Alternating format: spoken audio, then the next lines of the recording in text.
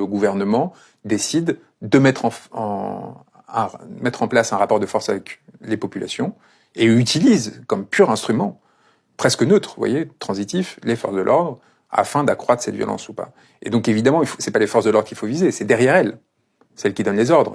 Et moi, en fait, ce que j'essaie de réfléchir dans ce texte, c'est comment on contourne cet obstacle, cette violence légitime qui est exercée par jusqu'à 15 000 policiers, ce qui est très peu sur l'ensemble du territoire dans les moments de tension les plus importants.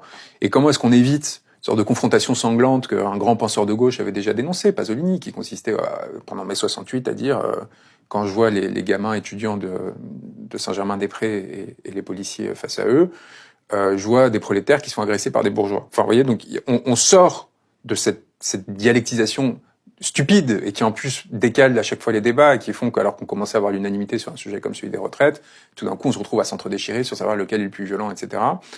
Et on bascule sur quelque chose... Et qui donne finalement raison au gouvernement.